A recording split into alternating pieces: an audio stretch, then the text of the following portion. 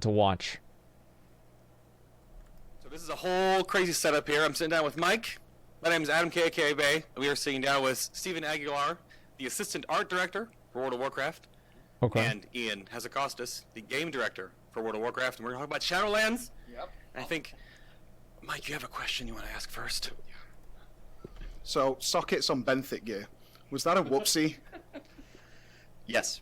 Yes. Honestly, Okay. yes. Yeah, we thought so too. We were like, the cat. No, yes. And I think it's one of those where once that was out there and people had started earning them, that's a hard thing to roll back. Mm-hmm. And sockets in general. Yeah. The power of sockets relative to item level and other things, particularly on Yeah. secondary or tertiary slots, is kind of out of hand right now. And It's how did something it we're feel still in the talking office when about. you saw it happening? Were you like, oh no? Is that kind of the approach? They basically wincing, like, yeah, that's like, the intent was always, okay, these slots, there's something you can work towards, not so much the just roulette of, all right, keep rolling those benthic pieces until it ends up socketed. Yeah. But once it was out there, it was too late to take it back. Yeah.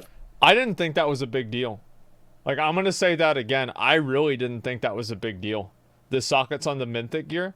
The only thing that I would say is a problem is maybe that the Benthic gear replaced even Mythic rating gear. Here's why I didn't think it was a big deal. Is because it was like a 5% chance of it happening. Like, oh wow, you didn't even do it? Wait, what? I have all of the best in slot Benthic gear on my character right now. Go look me up on Armory. I did every single one. Yeah, I rolled off all of these. So what are you talking about? Yeah, I do.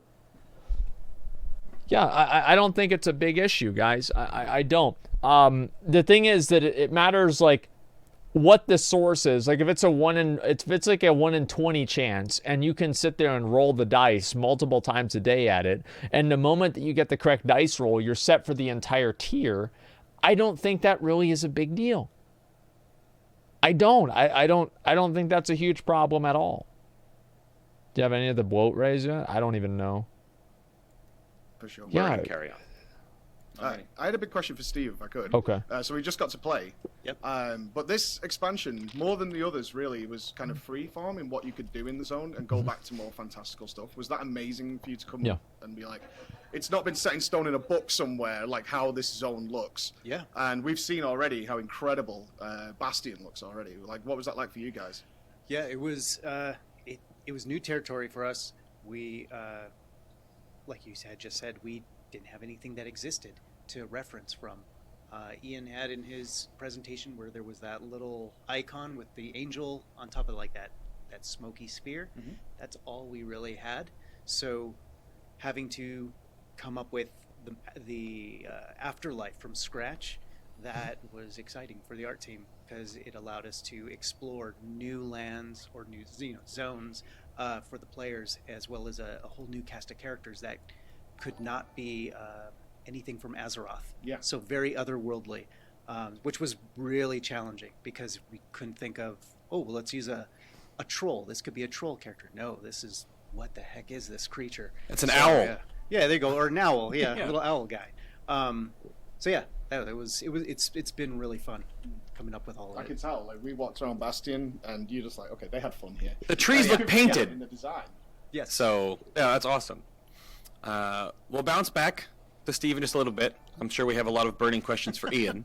Well, we put a say with both of you, and we're like, Mike, what do we got to have some. So we have a couple of things broken down. So Ian, Covenant questions first. Some of these might be simple to go through and to get some clarifications on things, because the blue post just went out. Okay. But the passive and active abilities from Covenants used everywhere in the game.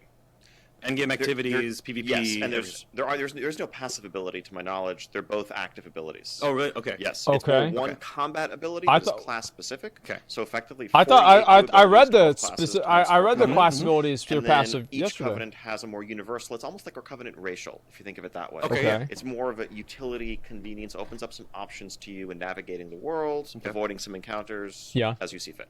Alrighty. How hard will soul binds to Covenants be to respec?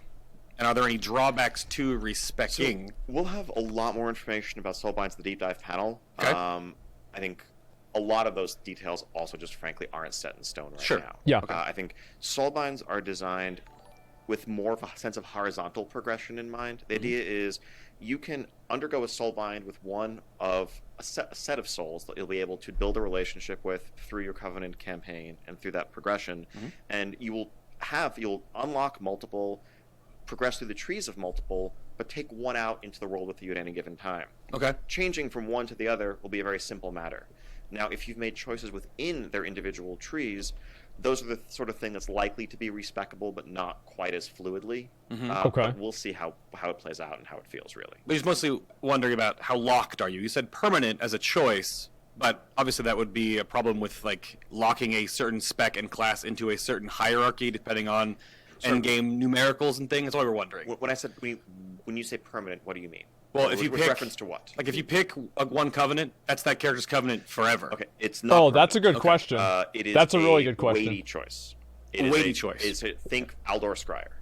Right. Okay. You regret your choice, you can change it. You don't have to re-roll your character. Right, But okay. it's very actively not, I'm going to be Venthyr for this boss Yeah. and Kyrian for this boss, and then respect to Night Fae for my Mythic Plus tonight. Okay. All right. See, I just worry so much about that. I worry so much about that because it makes me feel like what's going to end up happening is that everybody's going to pick the same one. Like, I don't know. I feel like that's what's going to happen.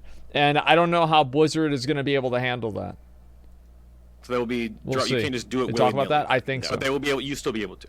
You will be able to, at a cost. It's not Sure. something to take lightly. It's more there to solve the I regret my choice. Okay. My friends are having more fun or Mm-hmm. whatever else. I want to experience what that's like, but definitely not I'm just going to casually go back and forth between these. Okay.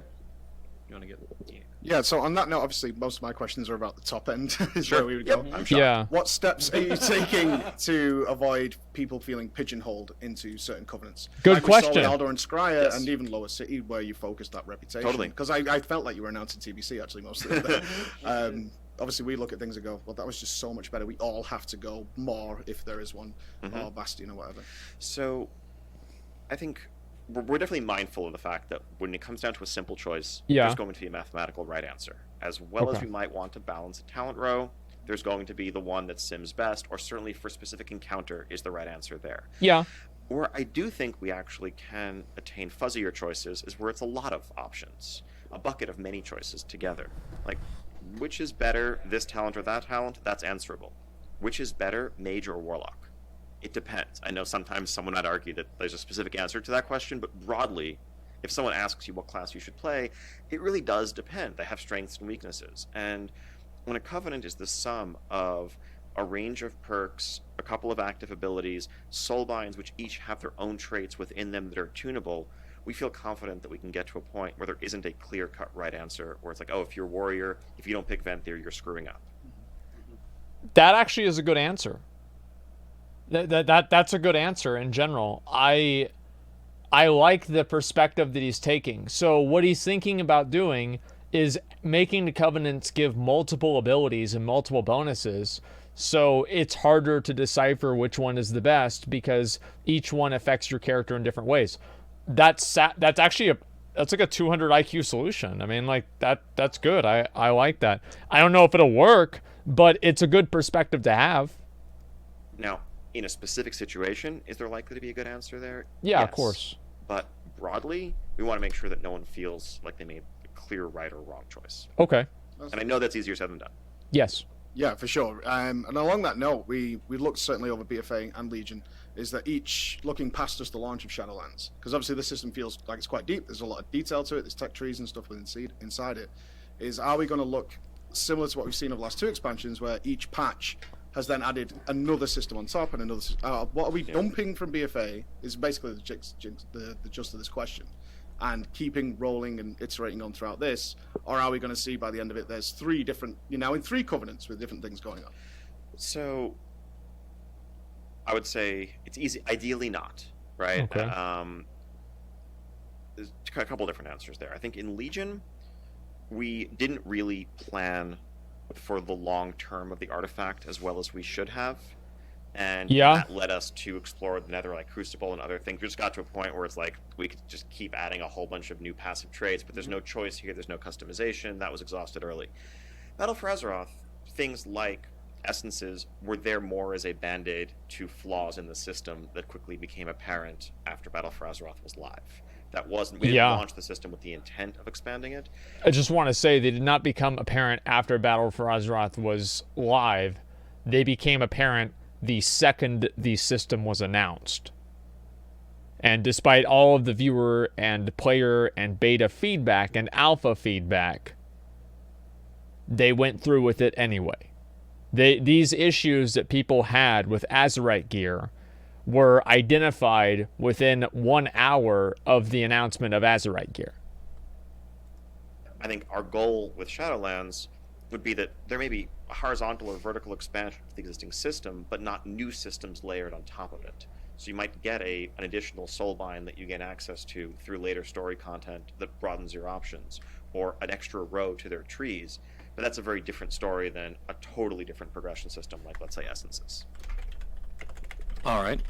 With the Covenants being the new thing within Shadowlands, what are Horde and Alliance and the original faction, Red versus Blue, doing in that regard? If you're in the same Covenant with a whole bunch of Horde and your Alliance, can you communicate? Can you do things together? Is That's there a any really good connection question. there? Is it still just Red versus Blue, period? There's no crossover? Yeah, that's a good It's question. the uneasy tension.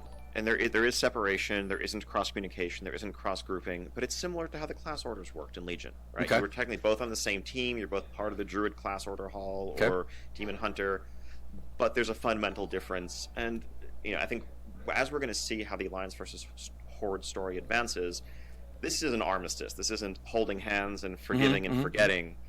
There's a large portion of the Alliance that are like, hey, literally you just committed genocide against a portion of our group. Right. We're not just going to put bygones to say bygones are bygones and move on from there. Okay. And likewise, You mean like WAD?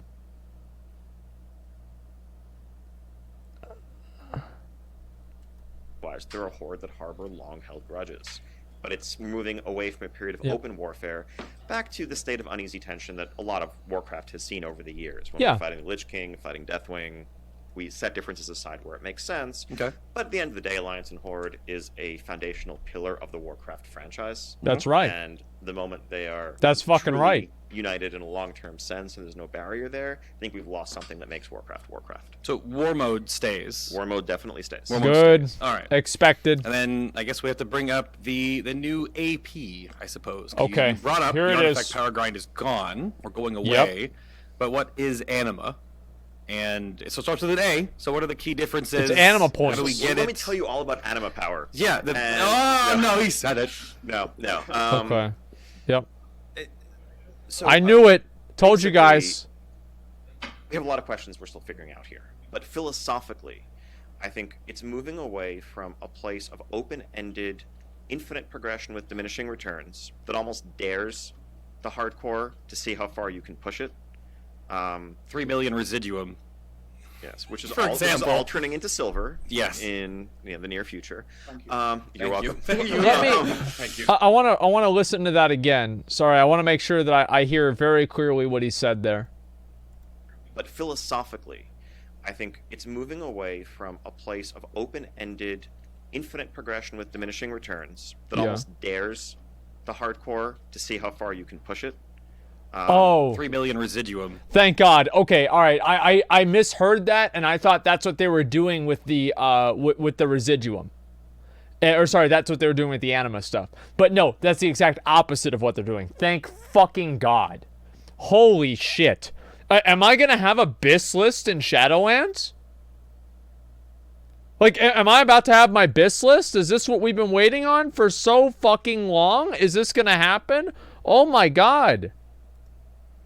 Yes, which is For all, this is example. all turning into silver. Yeah. In the near future. Thank you. You're Thank welcome. you. Thank you. Thank you. Yes, I saw Flex's list of his characters, and my head exploded. Yeah. But moving away from that towards a place that's more easily attainable caps, and then open-ended flexibility. So imagine in your Covenant Sanctum, Hey, you're going It to is. do various activities and likely earn and retrieve anima from the Maw and elsewhere that is essential to fueling your Covenant's activities. The first bit of it every week will effectively keep the lights on in your Covenant Sanctum, and that would further the strength of your Soulbind.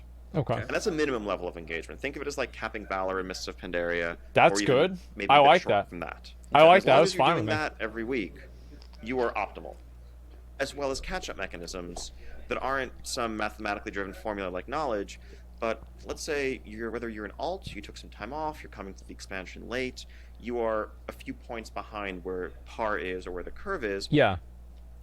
That may be something that just shows up randomly on world quests where you can just earn an entire talent point effectively while you're in this catch-up state until you get caught up to par. Because we don't want this sense of I am behind or but we do want goals to look forward to and choices and player power progression.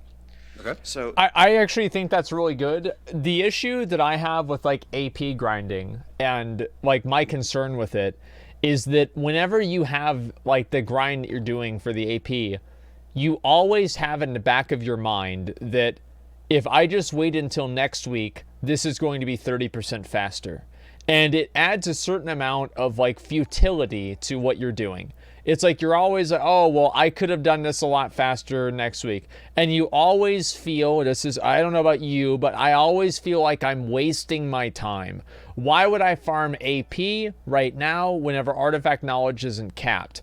And you're kind of like delaying something until later on, and there's never like an efficient time to farm. And so anytime that you are farming, you're always farming with the mindset of this would be easier later on, but I'm doing it now for no fucking reason.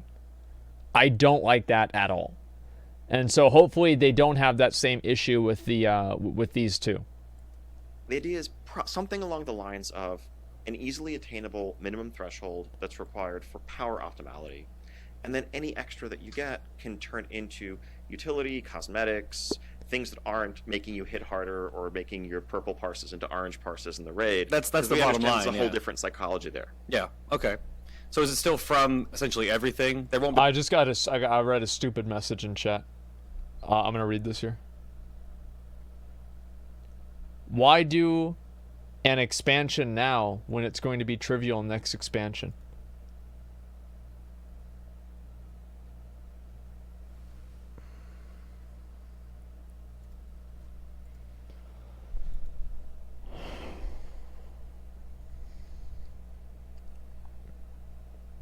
Because the next expansion isn't coming out next week.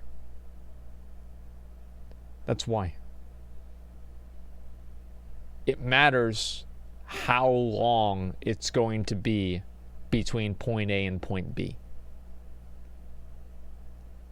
If you work your ass off for an item that's going to be good in the game for a year, that feels better than working your ass off for an item that's going to be 30% worse next week. That's why it's different. Everything is fleeting, but whenever you're literally seeing your time fleeting away every week on a 30% basis, then yeah, you start to feel like you're wasting your damn time. Like an island's version of Anima Dump every week? It's just sort of from every activity, or to be decided. I think we wanted to have some theming to it, but a broad range of activities. Certainly, no matter what your play style is, since this is a universal system, you should feel like you can keep up and play the game the way you want to play it without being forced into activities you don't necessarily enjoy. Okay, that answers a bit of a question later on. Okay, but we'll throw it to Steve, and then you want to ask. You can talk about Torgeth. Yeah, sure. But so Steve, this is kind of veiled as like one of the positive memes in the community, and we bring it up a lot when we see everything. And I was sitting on the media platform with Mike watching the Shadowlands reveal trailer, and we basically just nudge each other. It's like, oh, this is the positive memes. Here we mean? Go. So what? Yeah. So what do you guys feel internally, or what do you share around the office, or how do you just feel about the community's perception of just like, oh, it's always the art team sort of carrying this or moving this forward, changing the state of the game, because you guys have always made some incredible scenery. The landscapes we're in, the dungeons, the raids. I mean, you just tested Nyalotha. And this is a waste of a question. Because you're always way ahead of where we are experiencing. This is such a waste of a question. So do you have to like roll back each time to sort of like relive? Oh, we made that a year ago, and they finally get to see it. Like, what do you guys do to catch up with all that? Oh gosh, I think we just wait until it hits like PTR. Okay. When once it's out there and the public is actually starting to play it and they have some feedback, that's where we sort of return to it and just sort of keep it, start to address like anything that we see. Oh, they're reacting negatively to a particular thing that we created, like whether it's an armor set or maybe it's an effect for one of your abilities, you know, and it's like, oh, maybe it just doesn't look right for a paladin, and we'll go back and we'll make those changes. But that's usually like Ian will come and we'll sort of discuss those things. Okay. Okay. But for the most part, yeah, it's like we'll Okay. finish it, and then right when they get to it, it's exciting to see. Okay, they're actually playing through it. What are their thoughts with all of No, actually, you know what? That turned into a good question. Yeah, it did. Like It's a good answer. Nyalotha, like that was challenging. That skybox was amazing. Yeah. The raid is a zone. Yes. Not just like, Yeah. you know, like Uldir was like, that was it's just a tower under the ground. Yeah. But Nyalotha is a zone. Yes. And seeing like that giant tentacle up in the, or tentacles up in the sky, wherever you're looking. Just, We actually saw that accidentally because we accidentally killed the boss. We Oh. clicked a thing, there's a shiny thing, and then we're like, whoa, okay, then now this is Nyalotha. There it is. yeah. Yeah. So that was very challenging to try to figure out, okay, how do we make it look like you're in this world or in the mind of N'Zoth. Of an old So god, yeah. that was- That's a lot. Yeah, that was something, again, like we were trying to figure out what would that look like, and how do we make it feel like your mind is being messed with as well. So I think that was one of the important things that you had. Yeah, it's pretty hard to do. Pull this off. You know, this is very important because that's a key story element. And the follow-up to that, I don't know if this is directly your department on this, but the new character customization creation, does that mean Ooh. that the entire overall arcing Ask structure about has boob been size retooled and sliders. updated? That's been a huge ask in the community for a long time, that the character creation, essentially the engine, Ask is about the what's being boobs. updated.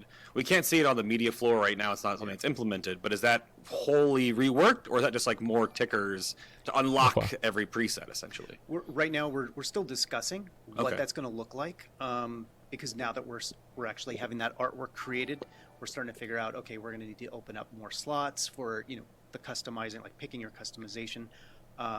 So it's still undecided right now. We're still thinking about it and coming up with some new ideas, because we definitely want to at least make a visual change to things. That'd be great. I wonder how that's gonna work with the armor sets and everything.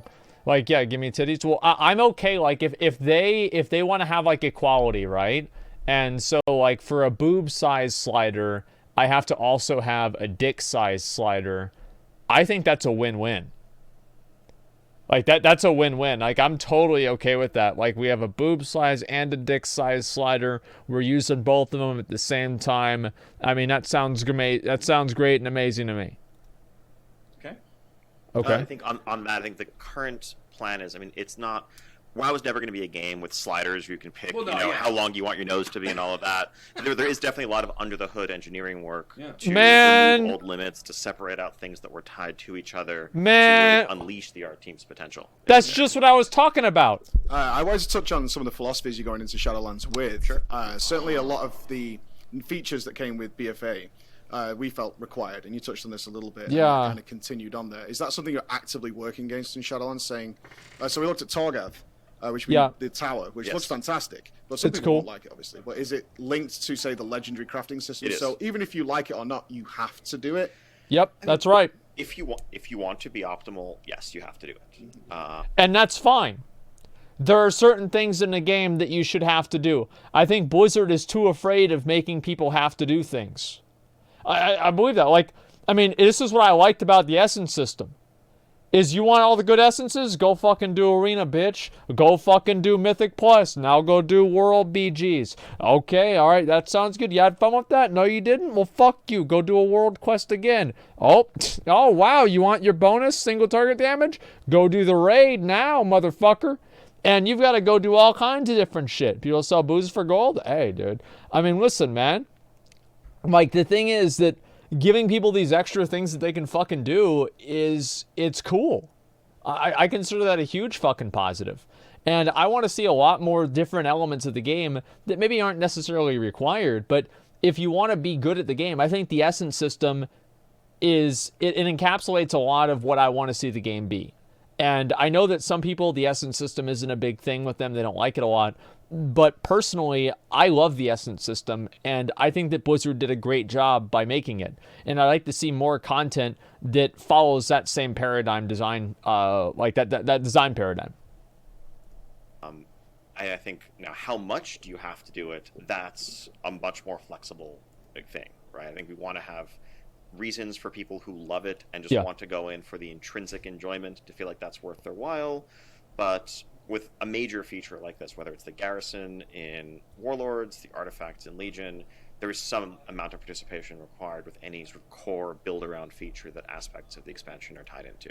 And where do you draw the line between this is now a chore versus this is something that we think is it's a time investment, right? Like how do you differentiate? Yeah, it's the amount of time you take. I mean, hopefully keep it fun. I know it sounds simple, but yeah. I think a lot of that has to do with variety and replayability. If you enjoy it, it won't feel like a chore. It's a good point. It's an activity that every raider who's trying to be competitive pretty much does their weekly Mythic Plus. Mm-hmm. And there is enough variety from week to week that I think that experience stays relatively fresh and interesting. Even if dungeons aren't your favorite activity, it's not something that I've heard a ton of complaints about, of how I have to do one dungeon every week. Yeah, it's not a big deal. Different dungeons. You're right, it's not a big deal. It's also a system that clearly we've seen some people can put dozens and dozens of hours in a week into because it's just inherently incredibly fun and rewarding for them.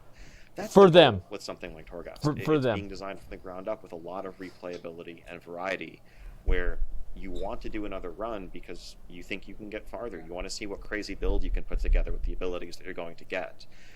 I think that's really true. I'm really excited to do the tower, Torgoth, or whatever the fuck, right? I think it's going to be awesome. But I think it also might be an issue where, like, the first, like, month or so, you want to play it all the time, and then, like, it gets boring after that. And I think that's where Blizzard's real challenge is going to come in as to how to make this. It's like Fortnite, for example. Like, the game completely changes very, very regularly. And compare that to WoW, that doesn't really happen as often. I think people are going to get tired of it more quickly. Like, imagine if they had, like, a new Mythic Plus affix, like, every 3 weeks or something like that. That completely changes the way that you do Mythic Plus dungeons. Like, for people, they would probably go in more regularly and do them because they would want to test it out and see what it's like. And I can see, obviously, it's not everything about that is not positive, but overall, I think that if they want to make Torgoth replayable on the long term, they have to be a lot faster with making large changes to it to make it more dynamic. The roguelike formula is one that tons of our favorite games that we play, I can give you various examples, use those elements. And I think applying that, overlaying that on WoW's combat engine and the external meta progression systems of your WoW character is something that's really exciting to us. Expanding on that, then, touching on another area, because earlier in BFA you were like, we're okay if you guys stop doing world quests and stuff. Yeah. But ultimately we ended up having to do them because they tied so much to the artifact power system. And this kind of ties again to concurrent players who don't go and come back and they don't play it like a seasonal game. Is often when a new piece of content comes out, if you have stuck with the content and you've tried to stay relevant, is that you feel pigeonholed into, I still have to do my world quests every day. Despite the fact I'm exalted 9 times over, I kill everything in one sweep. Yes. And certainly when Najjatar and Mechagon launched, for a recent example, is if you're a current character, you kind of walk in like the Black Plague of Death. And you eradicate that zone as if, like, it's awesome. They should be afraid of us arriving here. When you're designing content like that, and world quests and stuff, which seemingly designed for fresh characters, this should be how you should boost up. You get your emissary rewards, you get some basic stuff to get you going. Yet as current players, we often feel like we're doing the wrong thing by still continuously playing, because we feel like we need to do this because in this expansion, of course, we had to unlock Azerite armor, so I still need to do this content despite out-leveling it. And then when new content comes out, it's also seemingly designed for fresh players as well, whereas there's all this other content that existed for them in the first place. How do we reconcile that, whereas existing players don't feel like... It kind of would make more sense, because this is the feedback I get, obviously, is it would make more sense for me to stop playing and come back in a few months, which is not something we obviously want to do. I mean, that's always... Right, there's always that tug of war between progression and catch-up. And that's been the case, really, since Burning Crusade came out, and people replaced their next Rammus epics with items they got from a quest giver, that was not nearly as hard won. And so technically, yes, if you take a break from the game, You'll have more powerful gear and things waiting for you when you come back, but you also don't get the moment-to-moment advantage of having that as you're trying to overcome the latest content, or achievements, titles, or just the general feeling of progression. I feel like that's like in vanilla WoW. Like if you stop in BWL, you stop playing in BWL, and you come back, and it's like a year later and Nax is out, everybody doesn't have BWL gear. And you still needed to do BWL gear. The way that they solve that, in my mind, is they reduce the amount of catch-up mechanics. I think that's the main issue. Yeah, they reduce the amount of catch-up mechanics. ZG is catch-up? Yeah, but ZG doesn't fill every slot, right? And if they reduce the amount of catch-up mechanics, I think people would be more willing to play the game longer because they would know that their progress that they're making now would be more, it'd be more static, and it wouldn't be as fleeting, and it wouldn't just be replaced in a couple of months.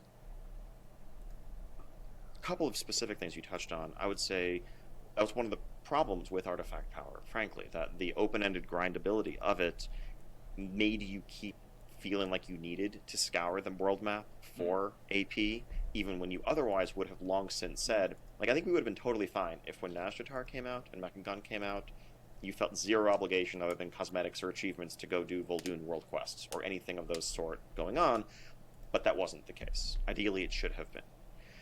Separately, there's just the overall amount of power creep, which I think is a little bit out of hand of late.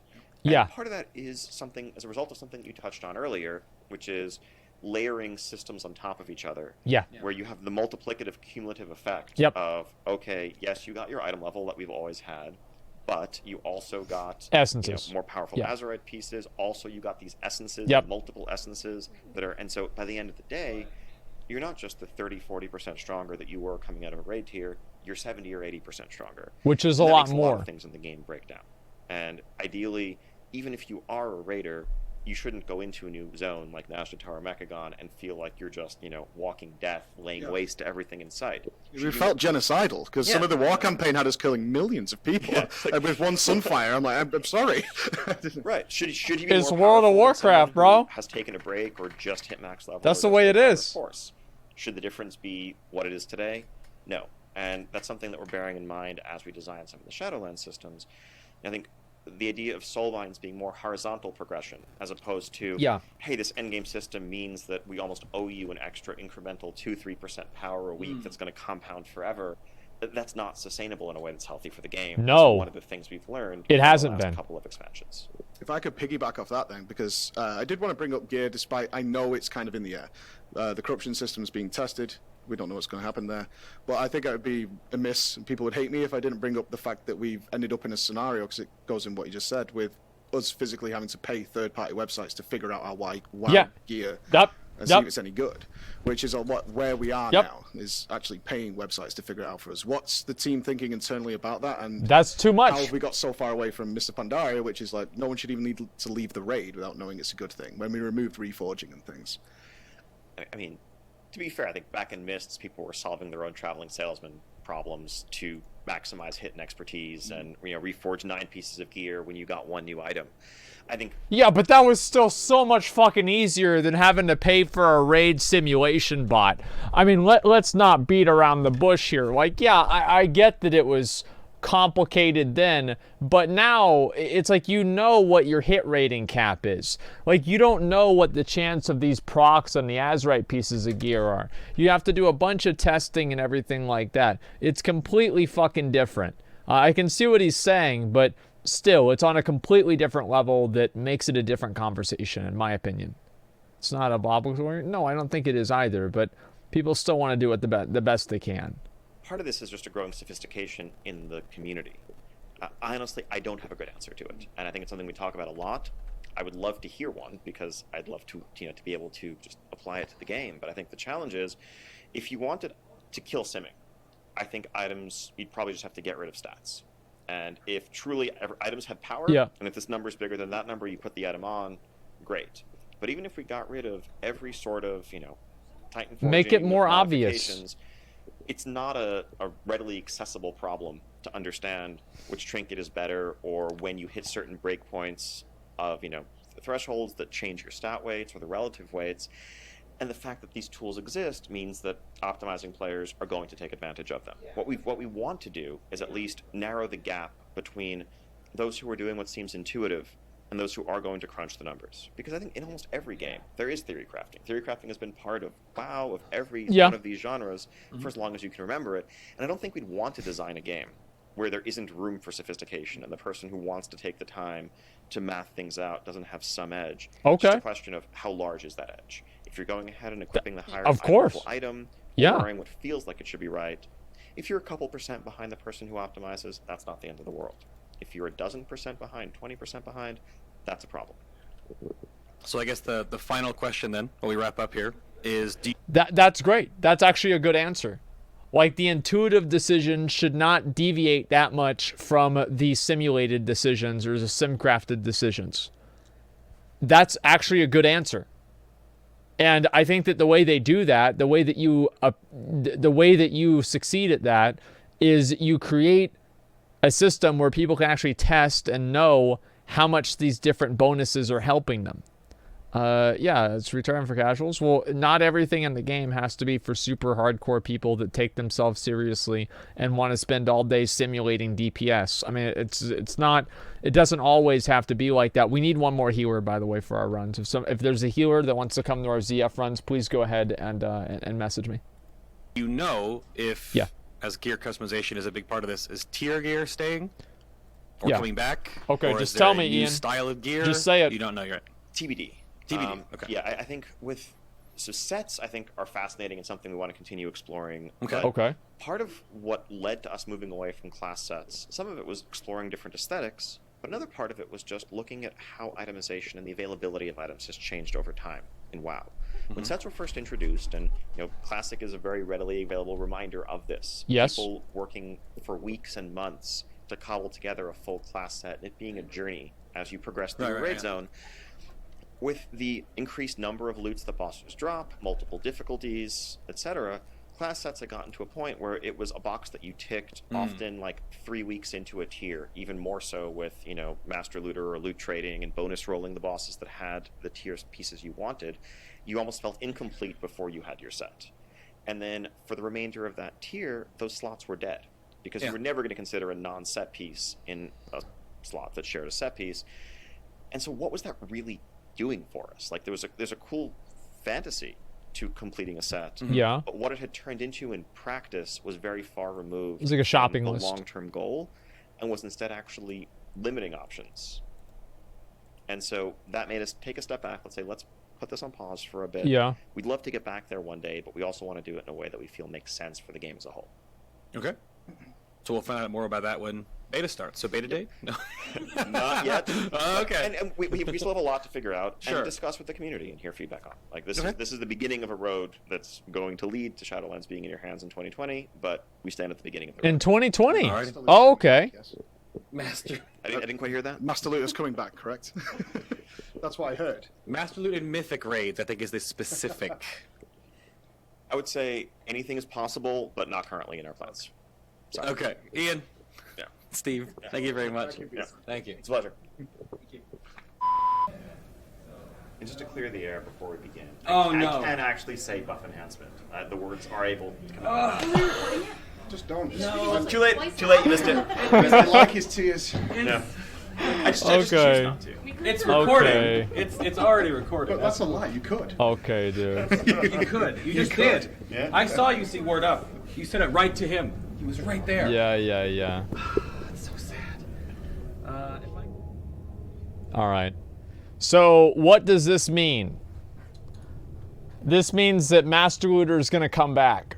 Because if they say it's TBD, that means that if we bitch and complain about it enough, they'll do it. And that's what I think that's what it is. So if you bitch and you cry and complain about something for so long, Blizzard will eventually bring it back. Remember with tier sets, they're thinking about bringing those back. Remember with getting rid of Titan Forging, they're bringing that back, right?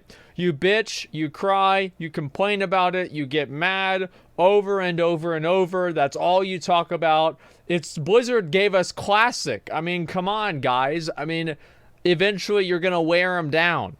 So, bring Titan Forging back? Fuck you. Okay, listen. Like it said, there's another interview. Where's the other interview? We're going to watch the Bellior video? Where's the other one besides that? I'm confused. Yeah, what is this here?